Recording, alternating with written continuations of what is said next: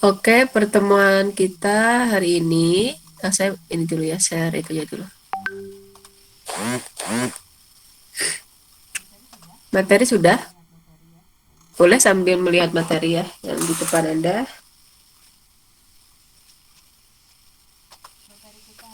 Materi kita hari ini adalah tentang tekanan tanah ke samping ya, atau bisa juga disebut sebagai tekanan tanah lateral ya, bagian satu. Karena nanti kira-kira ada 3 bagian ya, karena ada tekanan tanah ke samping keadaan diam. Hari ini kita keadaan diam, tanahnya diam. Ada juga tekanan tanah ke samping keadaan aktif, sama tekanan tanah ke samping keadaan pasif ya. Untuk hari ini tanah dalam kondisi diam seperti itu. Ini mungkin pernah lihat ya, pernah saya terangkan juga. Ini adalah contoh dinding penahan tanah. Dia merupakan struktur ya, kita sebut sebagai struktur, bagian dari struktur penahan tanah gitu ya. Ada juga turap, juga termasuk struktur penahan tanah gitu ya.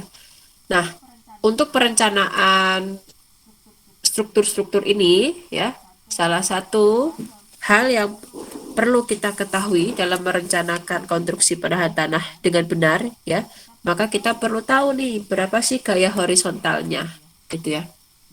Jadi kita harus tahu berapa gaya horizontal yang bekerja pada struktur tersebut.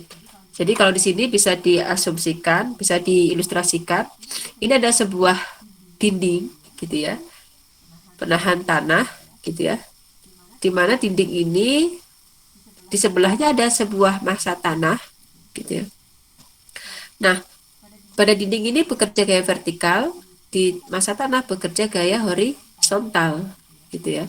Makanya di sini kita perlu tahu nih berapa sih gaya horizontal tadi yang bekerja pada dinding tersebut. Dan kenapa ada muncul gaya horizontal? Gaya horizontal itu muncul karena adanya tekanan arah horizontal ya. Jadi kalau geser kemarin itu kan fokusnya dia menyebabkan pergeseran ya. Kalau horizontal ini nanti dia lebih kompleks ya, akibat adanya gaya horizontal ini seperti itu. Dan lambangnya pun berbeda ya. Kalau geser kan bukan lambda. Kemarin lah sudah dibahas di situ. Nah, untuk pertemuan hari ini kita hanya fokus membahas tekanan tanah arah ke samping ya. Kita tidak akan membahas tentang gaya geser seperti itu.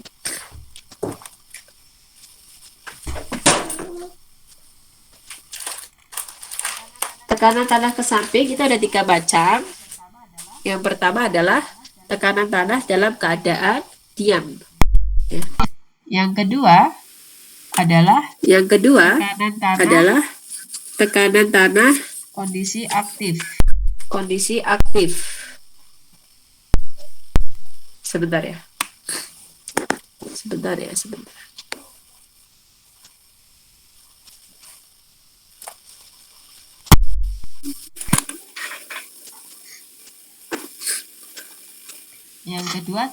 Yang kedua kondisi aktif, yang ketiga kondisi pasif. Untuk hari ini kita fokusnya hanya pada kondisi diam ya. Maksudnya kondisi diam itu gimana gitu ya. Jadi kalau kita lihat tadi, balik lagi ke sini, dinding dalam kondisi diam atau tanah dalam kondisi diam itu, apabila kita lihat di sini ya, artinya apa?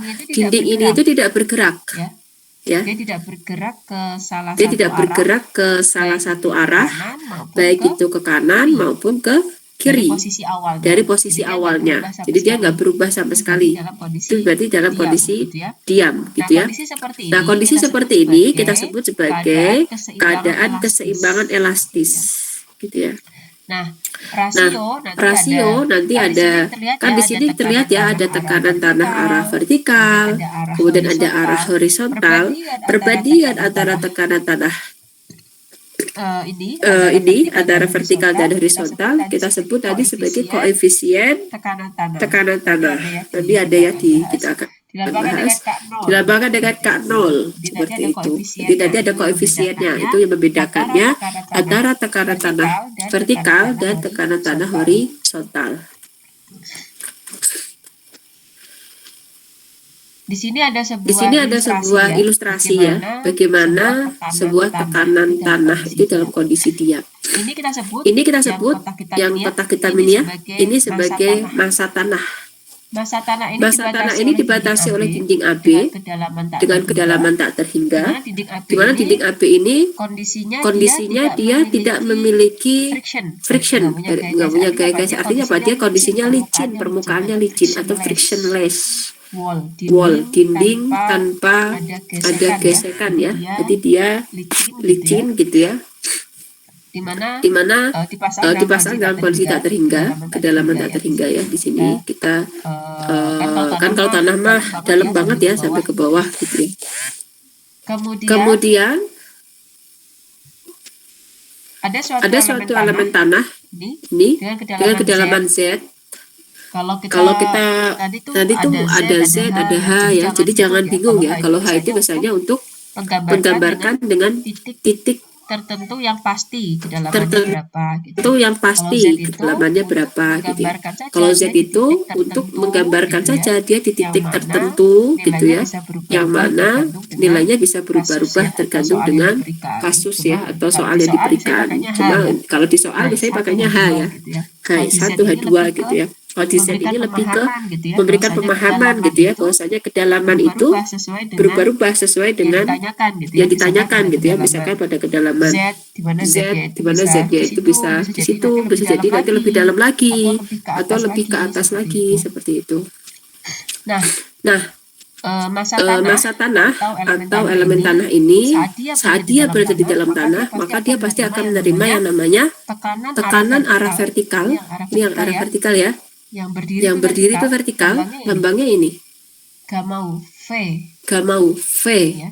Nih ya. Kemudian ada juga dia juga akan mengalami namanya tekanan tanah arah horizontal, dilambangkan dengan gamma H yang tidur ya. Nah, ini ada rumus juga nih di sini tuh apa ini? Ini geser rumusnya seperti ini ya, yang kemarin kita bahas di pertemuan pertama. Cuma kita nggak membahas ini di materi ini, gitu ya. Dan tentu pada suatu tanah itu pasti memiliki yang namanya berat volume tanah. Dilambangkan dengan lambda. Ini ya.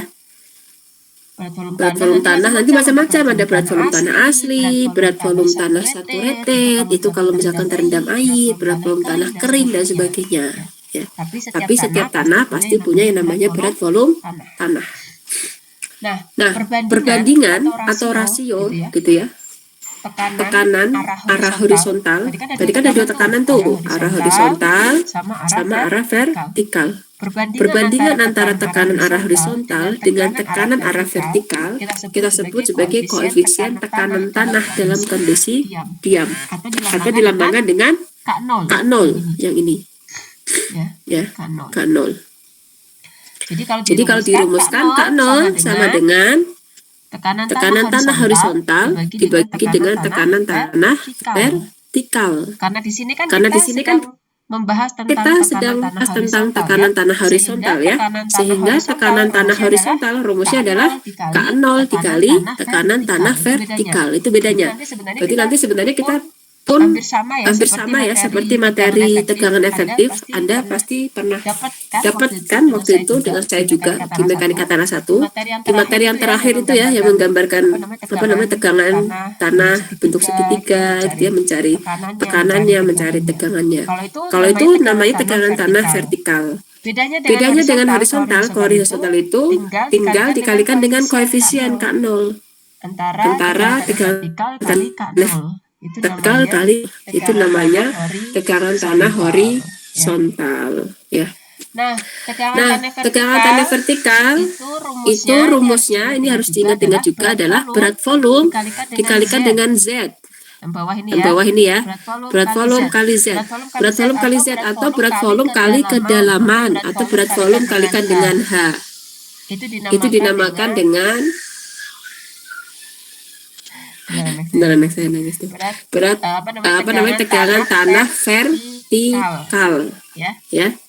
Ini rumusnya. Berarti namanya tegangan tanah vertikal adalah berat volume tanah kali kedalamannya. Di mana? Di mana? Berarti Berarti semakin dalam suatu tanah, tekanan semakin besar. Makanya masih lihat nggak bentuknya yang segitiga? Nah, yang kayak gini loh ya, di segitiga. Jadi kalau kita ilustrasikan ya, misalkan kita di laut aja, kan semakin dalam ke bawah dasar laut, tekanan makin besar kan? Tekanan makin besar kan, ya kan? Bahkan binatang pun sedikit ya, makin ke dalam itu binatang makin langka gitu ya, karena tekanannya besar sekali. Jadi tidak sama antara pada kedalaman yang dekat dengan permukaan tanah atau dekat dengan udara sampai kedalaman paling bawah. Dia semakin ke dalam maka akan semakin besar tekanannya, seperti itu. Atau kalau misalkan kata orang manusia mah ya, tekanan itu kan gaya dibagi luas, ya kan? Jadi kalau orang itu banyak gaya, baik gaya hidup, ya kan? Gaya apapun itu, maka tekanan hidupnya pun makin luas, benar nggak? Ya kan? Orang makin mengikuti tren, ya kan? Wah harus gini. Pasti tekanan hidupnya juga makin keras ya. Wah aku belum punya ini nih, gitu ya. Belum punya apa sih kan HP misalkan ya, HP yang terbaru gini ya, padahal dia nggak mampu, banyak gaya gitu ya. Makanya semakin dia banyak gaya, tekanan hidupnya maka akan semakin besar. Ya itu seperti itulah analoginya ya kalau di kehidupan ya. Semakin besar gaya maka tekanan juga semakin besar. Makanya kalau kita nggak ingin hidup kita banyak tekanan, maka jangan banyak gaya gitu ya. Oke, itu tadi tentang apa itu tekanan horizontal yang akan kita cari, dan apa itu tekanan vertikal. Kalau vertikal kita mereview lagi materi sebelumnya, yaitu tentang tekanan efektif ya. Nah, KO atau koefisien tekanan tanah dalam kondisi diam itu ada bermacam-macam. Sebentar. Nah, saya nangis aja. Kenapa Bi ditinggal kakaknya?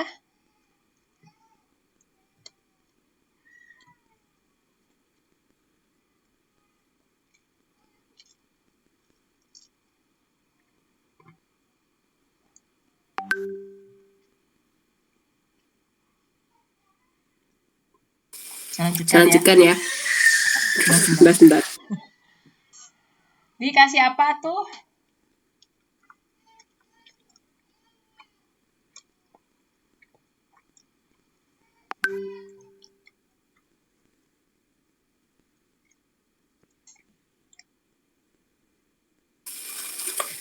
Oke, saya lanjutkan.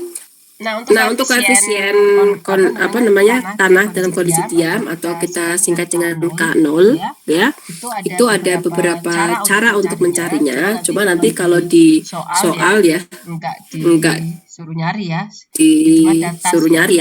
Itu mah langsung diberi K0-nya. Ada berbagai macam teori.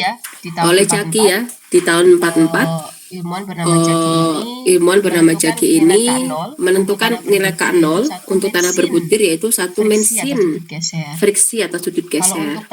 Kalau untuk tanah lempung dan dia dipadatkan secara normal, terkonsolidasi normal atau normally consolidated, maka nilai K0 adalah 0,9 kurangi sin sudut geser ya, sudut geser internalnya atau friksi ya. Nah, kalau untuk terkonsolidasi lebih atau over consolidate, itu rumusnya adalah K0 over consolidate adalah K0 normally consolidate dikali akar OCR. OCR itu adalah over consolidate ratio. Nilainya nanti ada caranya juga ya, cuma tidak saya jelaskan ya, karena nanti akan panjang. Ini lebih ke data ya, dan umumnya ya setiap tanah itu memang nilai koefisiennya berbeda-beda gitu ya. Kemudian tadi ya tentang K0, apa itu K0 dan bagaimana cara mencarinya, tergantung dengan jenis tanahnya berarti ya. Sekarang kita masuk ke bagaimana sih distribusi tekanan tanah dalam keadaan yang diam. Ini contoh tanah dalam kondisi diam. Kalau yang ada segitiga ini ada panah-panah, ini tekanan ya namanya ya. Jadi kalau tekanan itu kan rumusnya gaya bagi luas tuh. Jadi dia tuh tersebar, terdistribusi ke seluruh penampang. Jadi bentuknya kayak gini, panah banyak. Kalau gaya itu hanya bekerja pada satu titik, yaitu di sumbu berat penampang. Ya. Dan ingat, gaya itu termasuk besaran yang memiliki arah. Makanya gaya itu harus apa? Ada panahnya ya, jangan sampai ketinggalan panah itu ya. Karena panah itu menandakan arah gaya, ke kiri, ke kanan, ke atas, atau ke bawah. Beda arah itu beda tanda, ya kan? Kalau kita masih mengingat, Anda di mata kuliah McCrack mungkin ya, bahwasannya perjanjian tanda untuk gaya arah ke atas itu positif, arah ke bawah itu negatif, kemudian tarik kalau ke kiri itu adalah negatif, ke kanan itu positif misalkan. Itu kan artinya apa? Berbeda arah, maka tandanya berbeda. Makanya nggak boleh ketinggalan ya. Dan gaya itu bekerja di satu titik aja. Yang gede ini, yang tebal ini ya, ini namanya gaya. Kalau yang kecil-kecil ini ke bawah merata itu namanya tekanan. Oke, berarti yang paling bawah ini tekanannya. Ini tekanan paling besar tuh paling bawah ini. Nah, pada tanah pasti ada yang namanya berat volume. Di sini berat volume ya. Inilah berat volume. Ada berat volume tanah dilambangkan dengan lambda. Kemudian kita mencari gaya total. Nah, di sini itu kan kita tuh melihatnya dari tampak samping gitu ya. Tampak samping, kita nggak tahu nih berapa lebarnya. Tanah ini lebarnya seberapa gitu ya. Makanya di sini seringnya kita saat menentukan gaya itu, gaya totalnya, kita buat persatuan lebar dinding. Jadi nanti nggak dikali aja kalau dindingnya panjangnya 100 meter misalkan, tinggal dikalikan dengan panjang dinding. Coba di sini kita buatnya per lebar dinding. Jadi nggak susah ya. Nanti kalau dindingnya misalkan ditambah gitu ya. Dindingnya lebarnya yang ini 100, yang ini 200. Ya nanti tinggal dikalikan aja. Maka di sini dikatakan gaya total bersatuan lebar dinding atau P0 gitu ya, kita sebut sebagai P0 adalah sama dengan luas dari, ini bentuknya apa berarti? Segi 3. Ini kita sebut sebagai apa? Diagram tekanan tanah. Bentuknya segi 3. Luas segi 3 itu apa? Setengah kali alas kali tinggi. Ya. Setengah kali alas kali tinggi. Berarti P0 nya adalah setengah. Alasnya berarti yang mana ini? K0 yang bawah ya, kali berat volume kali H kali tinggi. Hanya ada 2 ya, berarti dikuadratkan aja. H kali H kan jadi H kuadrat. Inilah rumus secara umum dari gaya total. Mencari gaya total jika diketahui distribusi tekanannya atau diagram tekanannya. Jadi lihat bentuknya ya. Kalau bentuknya nanti ada kotak persegi, ya berarti alas kali tinggi, nggak usah kasih setengah. Seperti itu. Jadi rumus ini diperoleh dari apa? Kita melihat diagram tekanan ini sebagai sebuah bangun segi 3, di mana luasnya adalah setengah kali alas kali tinggi. Ada pertanyaan sebelum saya lanjut?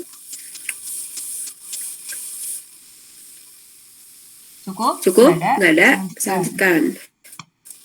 Oke, sekarang gimana kondisinya kalau kita akan menghitung tekanan tanah dalam keadaan diam dan tanah itu terendam oleh air sebagian. Jadi kalau tadi kan nggak ada airnya nih, ya kan? Full sampai ke bawah nggak ada air. Kalau yang ini dia ada airnya nih sebagian di sini nih. Kelihatan ya? Muka air tanah tulisannya ini. Jadi ada titik A, titik C, titik B. Gambar ini berarti menggambarkan apa? Ada suatu tembok setinggi H, tingginya H ya, di mana ada permukaan air tanah, groundwater table, gitu ya, terletak pada kedalaman H dari permukaan tanah. Berarti kedalaman berapa? H1. Diputar kurang ke bawah dikit ya. Dengan kedalaman H1 ini, muka air tanahnya di sini. mulai ada air itu pada kedalaman setelah H1 ya. Tentu pada kasus ini ada namanya berat volume tanah. Nah, coba dilihat untuk tanah yang terletak di atas muka air tanah, artinya apa? Dia belum terendam air. Dia berat volume tanahnya biasa aja, berat volume tanah asli. Hambangnya lambda ini. Oke. Tapi untuk berat volume tanah setelah terendam oleh air, dia berubah menjadi namanya berat volume tanah jenuh ya, atau berat volume tanah saturated. Saturated itu artinya gini, jenuh itu kan tanah itu sudah sangat jenuh, udah saking banyaknya air yang masuk ke dalam tanah sampai dia itu tidak bisa dimasukin oleh air lagi. Ya kalau orang manusia mah bosan gitu ya, sampai bosan banget, benar-benar nggak bisa. Jenuh pun sama, dia udah kena air, sampai kalau dikasih air lagi itu udah nggak bisa nyerap air lagi. Itu artinya kondisi jenuh itu seperti itu ya. Di sini kita bagi jadi dua kedalaman, di H1 itu berarti di atas muka air tanah, H2 itu pada di bawah muka air tanah. Kita sebutnya seperti itu, cuma untuk kasus di sini kita sebut ini sebagai Z ya. Sebentar. Nah, kedalaman yang kita tinjau ada dua kondisi. Yang pertama adalah apabila Z-nya, Z itu ini, itu terletak di atas atau sama dengan H1. Misalkan saya mau nyari Z di sini. Mau nyari gaya atau tekanan pada kedalaman Z ini. Di mana Z ini letaknya berarti apa? Kurang dari H1. Ya kan? Z ini kurang dari sama dengan H1. Kita ingin tahu nih berapa tekanan horizontalnya gitu ya. Sebelum mencari tekanan horizontal, maka kita ingat-ingat ya, mencari tekanan vertikalnya dulu. Tekanan vertikal itu sama dengan pada titik Z berarti apa? Berat volume dikalikan dengan Z. Ya, ingat-ingat ya, berat volume kali kedalaman. Intinya seperti itu tekanan vertikal. Jadi kalau horizontal dikalikan dengan K0. Nah, berarti tekanan horizontal sama dengan K0 dikalikan dengan kedalaman yang kita tinjau. Ini untuk kasus apabila kedalamannya di atas muka air tanah ya. Jadi ini. Nah, variasi dari berat volume horizontal, tekanan arah horizontal, kan kalau kedalaman ini berarti bervariasi ya, dari paling atas sampai ke paling bawah, batasnya di sini, ya kan? Dan dia tidak sama di titik. Misalkan saya cari Z-nya di sini, Z-nya saya naikin nih misalkan, sini misalkan, nilainya akan berbeda dengan Z yang ada di bawah tadi, ya kan? Nah, untuk menentukan variasinya, gambaran variasinya itu bisa dilihat pada gambar segitiga AC pada gambar A di bawah. Nah, di sini. Nih, A, C, E segitiganya. A, C, E. Untuk melihat variasinya, berarti nanti variasinya seperti ini bentuknya segitiga. Ya kan? Karena diagram tekanan itu semakin ke bawah, makin dalam, maka tekanan makin besar. Semakin dia mendekati permukaan tanah atau mendekati udara, berarti nilainya 0. Ya. Jadi bentuknya segitiga. Oke. Terus gimana kalau kita akan mencari Z-nya ini lebih dari H1? Kalau lebih dari H1 berarti letaknya di mana? Di bawah muka air tanah. Oke, gimana kalau Z-nya di sini? Saya geser ya, Z-nya sini nih. Saya mau ngecek Z-nya di sini. Z-nya saya pindah ke sini nih, misalkan. Atau mau Z-nya sekalian sampai ke bawah, paling bawah ke B. Boleh. Yang penting Z-nya lebih dari H1. H1 kan di sini batasnya tuh. Gimana cara mencarinya? Untuk Z, apabila lebih dari sama dengan H1, Artinya apa? titik tersebut berada di bawah muka air, ya. Berarti titik itu berada di bawah muka air tanah. Jadi kalau sudah di bawah muka air tanah, ada dua gaya tekanan yang bekerja, dinamakan dengan tekanan efektif dan tekanan pori. Efektif itu kenapa? Karena dia berat volumenya sudah bukan berat volume tanah asli, tapi berat volume tanah jenuh karena terendam air. Selain ada tekanan tanah efektif, ada juga tekanan tanah pori, air pori. Kan ada air. Air sendiri itu juga akan memberikan gaya, ya, akan memberikan tekanan juga air itu. Jadi tetap harus dihitung, gitu. Oke, gimana cara mencari tekanan tanah efektif? Tekanan efektif arah vertikal. Bedanya apa sih efektif sama yang tekanan vertikal biasa? Lihat dari tandanya dulu ya, dari apa namanya? Apa sih? Simbolnya. Kalau tekanan biasa nggak efektif, itu nggak ada aksennya atasnya. Ya, tapi kalau efektif tandanya ada apa? Ada aksen. Lihat ya di sini ya, ada aksen di situ. Aksen itu yang ada tanda petik di atasnya itu ya. Di mana rumusnya apa? Oke. Rumusnya adalah berat volume kali H1 ditambah berat volume efektif kali Z min H1. Saya terangkan juga di sini, saat kita itu menghitung tekanan tanah yang berada di muka air tanah, kita jangan sampai melupakan bahwasannya di tanah bagian bawah ini, dia itu juga menerima beban dari tanah yang di atas. Jadi yang namanya tekanan di titik AC ini, di H1, dalam H1 ini, dia tidak cuma berhenti tekanan itu di titik C aja, enggak. Tekanan itu akan terdistribusi sampai ke tanah yang paling bawah. Jadi nggak berhenti, misalkan ini tadi. Jadi nggak berhenti, misalkan ini tadi ya. Tekanan tanah ini. Mungkin kita menganggap ya udahlah berhenti sampai di sini aja. Diam. Ya, namanya beban itu dia akan selalu terdistribusi sampai ke bagian paling bawah.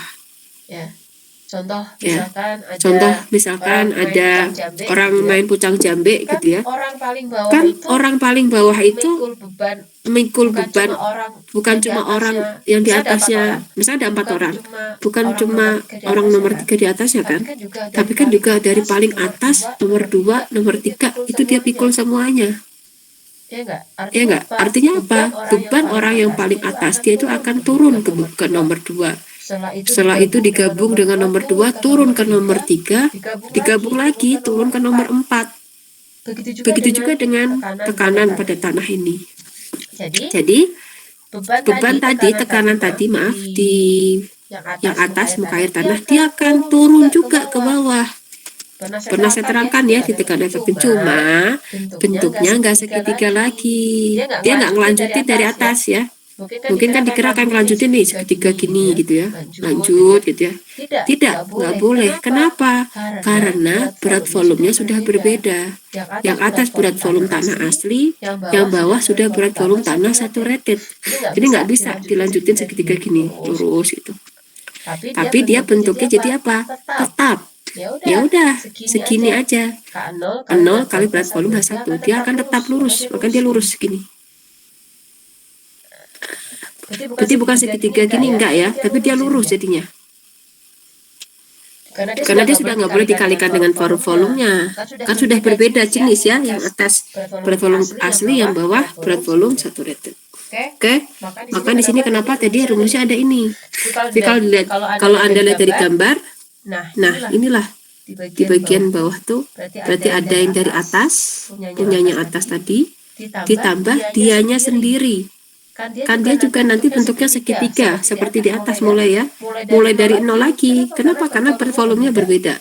Dia mulai dari 0 juga, kemudian dia akan membesar sesuai dengan kedalaman. Bentuknya segitiga. Kalau ini kaitannya dengan berat volume saturatednya. Kalau yang kotak ini lurus, ini kaitannya dengan tekanan yang ada di atas.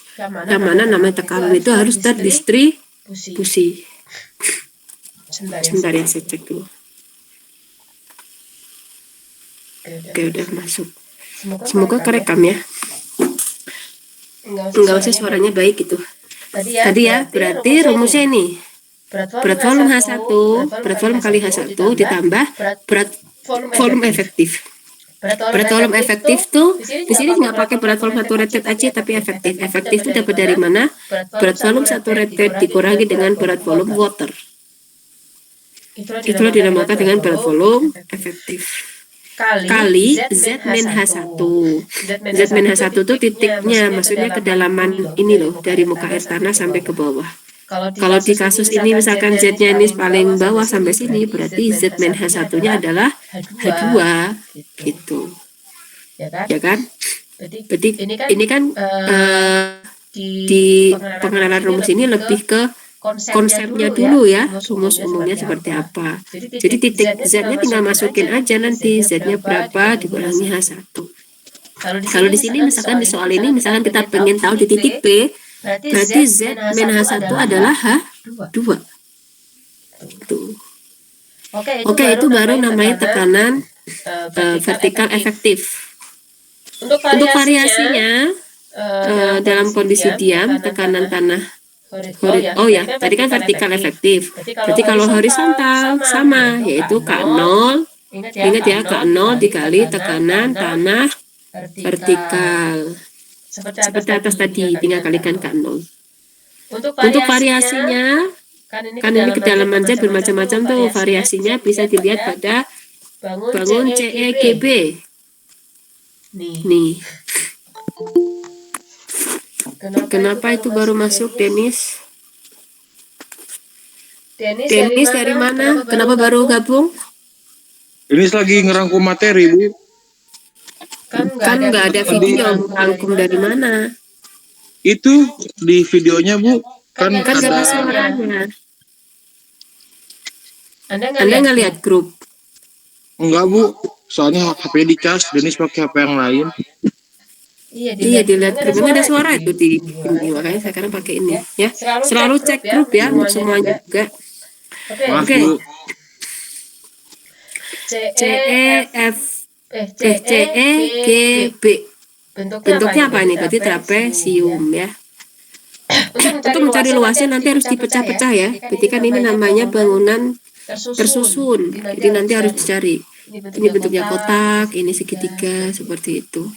Ini variasi ya untuk mencari tegangan efektif, tegangan horizontal, di mana Z-nya lebih dari H1. Oke, ini variasinya. Kemudian kita ke air porinya sekarang. Tadi kan akibat berat volume saturatednya, sekarang akibat air pori. Akibat air pori dilambangkan dengan mu ya, seperti U sih, tapi bukan U Latin lah ya, U Latin. Rumusnya apa? Berat volume water dikalikan dengan kedalamannya ini, yang di bawah air. Di bawah air berarti apa? Z min H1. Jadi kalau misalkan di titik B, ya kedalamannya Z min H1-nya diganti H2 aja, gitu ya. Kalau Z-nya ini, misalkan Z-nya sampai ke bawah nih, ya udah berarti Z min H1 adalah H2 ya. Z min H1 adalah H2. Untuk variasinya, dia bentuknya apa? Bentuknya segitiga juga ya, sama seperti ini. Ini variasinya, berarti kalau misalkan di titik tertentu ditanya kedalamannya tertentu, maka ini variasi tekanan air pori. Bentuknya segitiga juga. Berarti semua segitiga, kecuali tadi aja ya, yang positif yang ini aja, yang distribusi dari atas ke bawah. Itu tadi adalah air porinya. Sekarang tekanan totalnya berapa? Tekanan total horizontalnya. Tekanan total horizontalnya berarti adalah tekanan total efektif horizontal ditambah tekanan air pori. Bedanya kalau air pori nggak dikalikan nol ya. Jadi yang dikalikan nol itu cuma tekanan horizontalnya aja. Air pori mah apa adanya aja, nggak usah dikalikan dengan K0 lagi. Ya. Jadi kita gabungkan ya. Berarti tekanan arah horizontal di bawah muka air tanah itu rumusnya adalah ini. Tekanan horizontal efektif ditambah tekanan air pori. Tekanan pori, maaf. Rumusnya tinggal ditambahkan aja tadi. Ya. Di rumus yang pertama ini K0 ini ya. K0 kali berat volume kali A1. Kalau kayak gini ya, berarti yang di dalam kurung dikerjakan dulu ya. Di dalam kurung kerjakan dulu. Hasilnya baru dikalikan dengan K0. Yang perkalian kerjakan, yang sebelahnya kerjakan, baru ditambah hasil penjumlahannya, baru kalikan K0. Karena kan dalam kurung tuh harus diutamakan. Kemudian kalau ada perkalian sama penjumlahan, maka dahulukan perkalian ya. Ditambah tekanan air porinya, tekanan pori. Ini yang atas tadi. Coba kita masuk ke ini ilustrasi gambar ya. Berarti ini yang pertama tadi apabila di atas kurang dari yang satu, ini apabila di bawahnya ini air porinya. Dulu pernah kan ingat ya? Bedanya kalau sekarang ini horizontal, tinggal dikalikan dengan koefisien aja, bedanya itu aja. Nah, kalau digabung bentuknya jadi seperti ini. Ini bentuknya bukan segitiga lurus ya, aslinya bukan ya. Berarti dia sebenarnya agak belok dikit gitulah. Maksudnya gini, bukan segitiga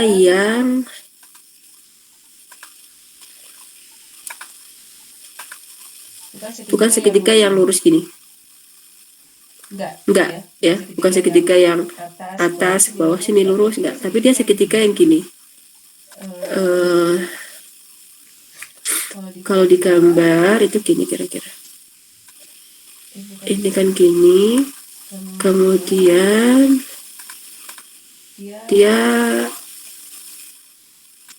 gini, kemudian dia agak bengkok dikit gitu. Karena kan dia sebenarnya nggak nyambung. Nah, gini.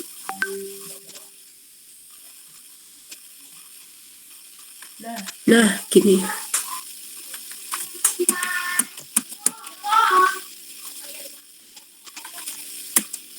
Nah, kayak gini aslinya ya. Nanti saya tebelin dulu.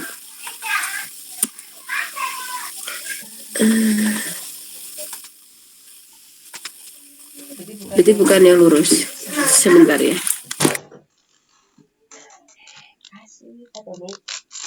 Nah, ini tadi ya. Sebentar ya. Ini batu nih.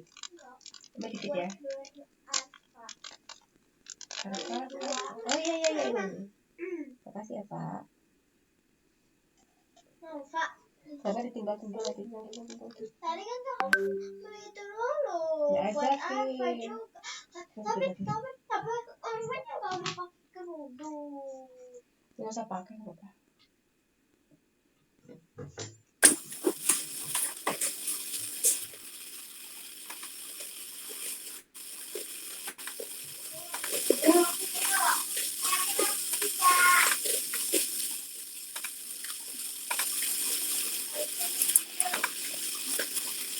Jadi kira-kira seperti ini ya. Nah, berarti dia bukan segitiga yang lurus tuh enggak aslinya mah ya. Kalau Anda gambar bener-bener nanti. Makanya cara mencari luasnya nggak bisa langsung pakai segitiga ya. Jadi harus dipecah-pecah menjadi bangunan-bangunan tunggal. Bangunan tunggal itu kan apa? Segitiga, persegi, lingkaran, kayak gitu kan. Yang Anda udah hafal rumusnya, ya kan? Jadi ini nggak ada rumus satu luasan ini, cari rumusnya nggak ada. Tetap dia harus dipecah-pecah menjadi segitiga. Akan gini ya. Segitiga. Dan kemudian pecah lagi menjadi persegi lagi. Nah, harus dipisah-pisahkan. Bahkan aslinya ini kan berasal dari 4 bangun. Apa? Segitiga. Coba ada yang mau jawab? Siapa ya? Yaska ada, Yaska? Yaska ada? Ada, Bu. Sebutkan salah satu yang menyusun segitiga, menyusun bangun ini. Sebut satu aja. Segitiga.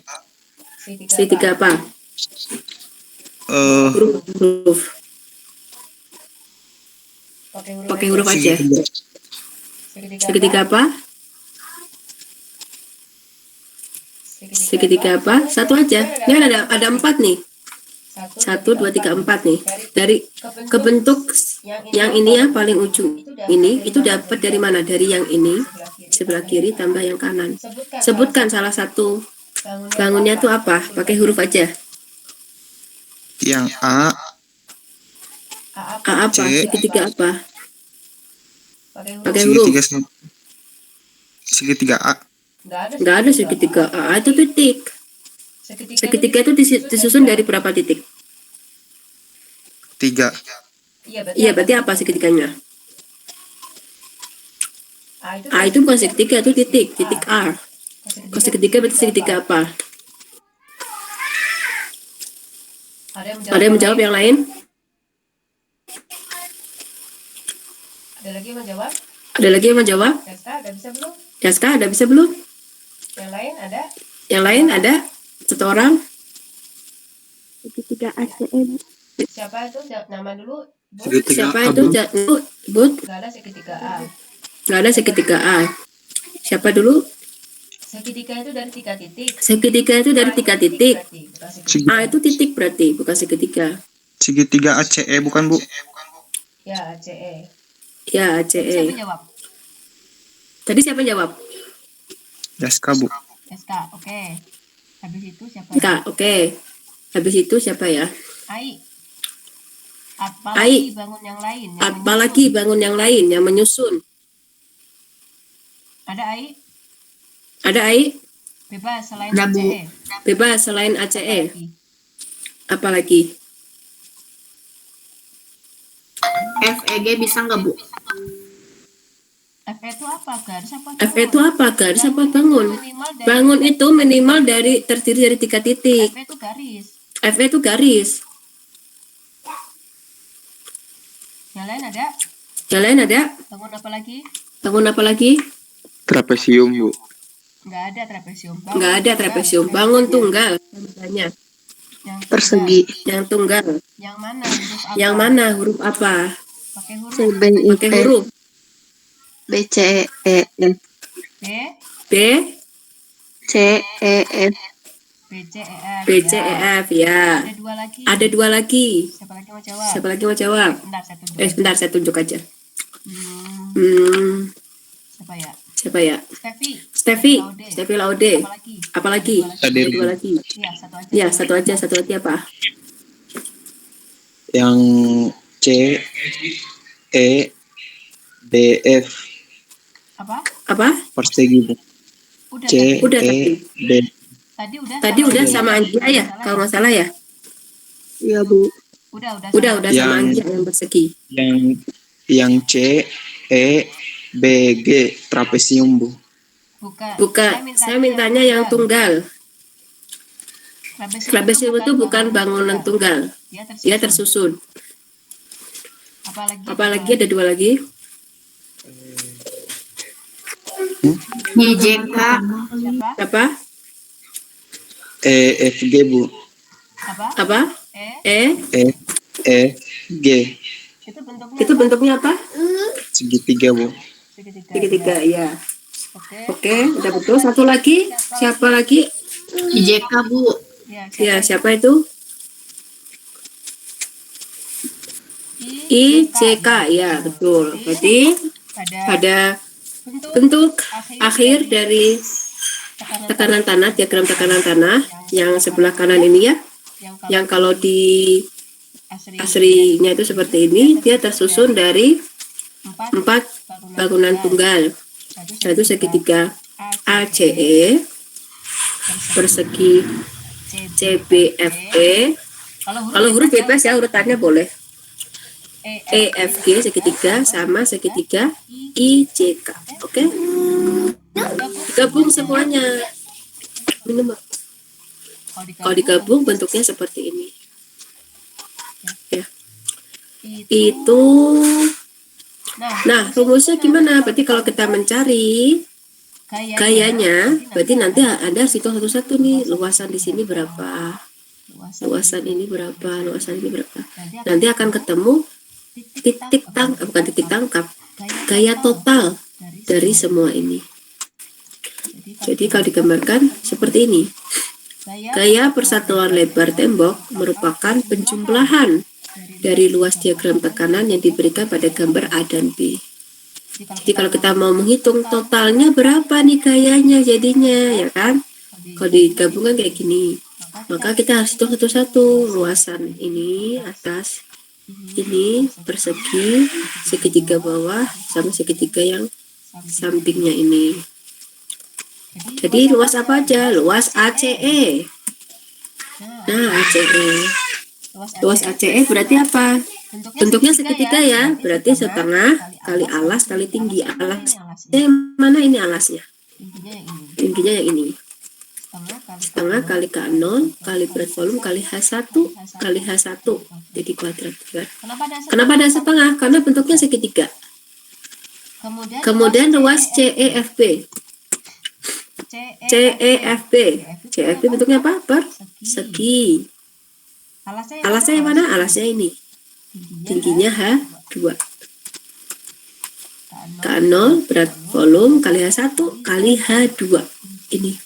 Lah kali setengah? Enggak, karena bentuknya persegi. Kemudian luas EFG dan IJK. EFG bentuknya segitiga ya. EFG ini berarti rumusnya adalah segitiga setengah kali alasnya berarti yang ini aja. Alas tuh yang FG aja ya, kali tinggi. FG ini berarti alasnya berapa?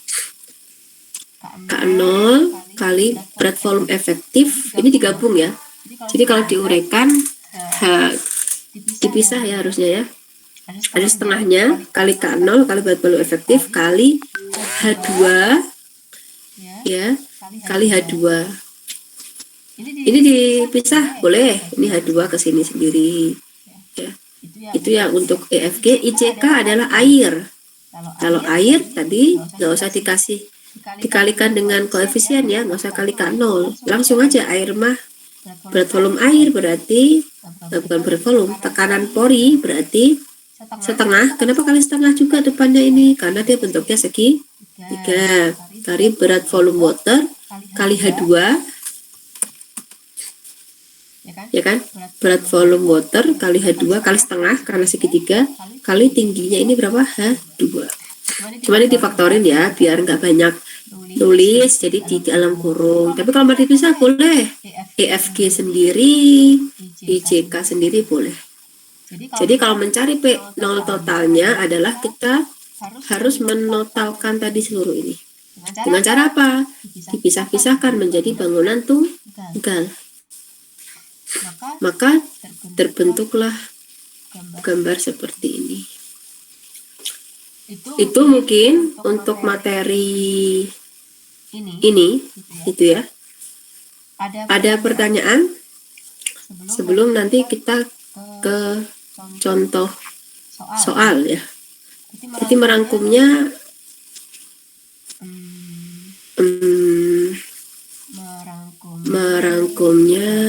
ya udah sekarang merangkum aja ya.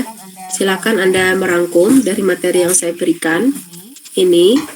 Kemudian nanti saya beri tugas ya. Saya beri tugas soal ya. Yang tugas dikumpulkannya nanti saya sampaikan. Kalau merangkum dikumpulkannya hari ini. Seperti itu. Makanya silakan kalau ada pertanyaan sebelum saya tutup.